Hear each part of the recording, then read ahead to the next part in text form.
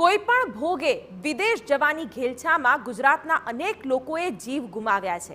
લેભાગુ તત્વો આ લાલચનો જ ફાયદો ઉઠાવીને નકલી ડોક્યુમેન્ટ તેમજ વિઝાના આધારે અનેક લોકોને ગેરકાયદે રીતે વિદેશ મોકલી રહ્યા છે। ત્યારે સીઆઈડી ક્રાઇમે આ કૌભાંડની તપાસ માટે રાજ્યભરમાં બોલાવ્યો છે સપાટો।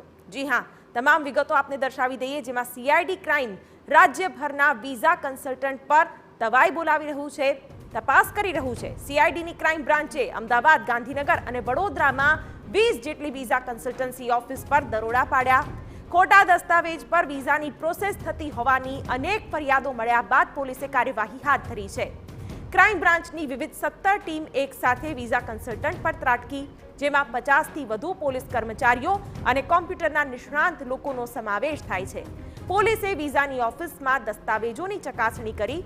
જો કોઈ બોગસ દસ્તાવેજ કે કામગીરીનો ખુલાસો થશે તો ક્રાઇમ બ્રાન્ચ કડક કાર્યવાહી કરશે।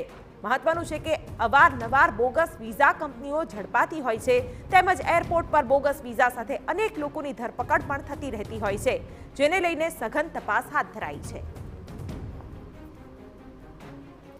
સીઆઈડી ક્રાઇમની ટીમે વડોદરાના ગોરવા રોડ પર આવેલા સ્મિથ કોમ્પ્લેક્સમાં સ્ટુડન્ટ વિઝા, વર્ક પરમિટ તેમજ ટુરિસ્ટ વિઝાનું કામ કરતા માઇગ્રેશન ઓવરસીઝ સેન્ટરમાં સર્ચ ઓપરેશન હાથ ધર્યું। ગત સાંજે શરૂ કરાયેલું સર્ચ ઓપરેશન મોડી રાત સુધી ચાલી રહ્યું હતું।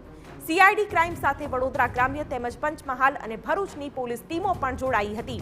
અંદાજે 12 કલાક સુધી પોલીસે માઇગ્રેશન ઓવરસીઝ સેન્ટરમાં તપાસ હાથ ધરી।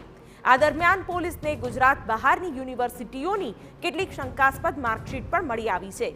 સીઆઈડી ક્રાઇમ દ્વારા આ શંકાસ્પદ માર્કશીટ ઉપરાંત કોમ્પ્યુટર નેટવર્કનું મુખ્ય સર્વર, લેપટોપ અને મોબાઈલ સહિત અનેક મહત્વના દસ્તાવેજો પણ જપ્ત કરવામાં આવ્યા છે। તપાસ ટીમે વિઝા ઓફિસના સંચાલક સ્મિત શાહનું લેપટોપ તેમજ મોબાઈલ પણ કબજે કર્યા છે।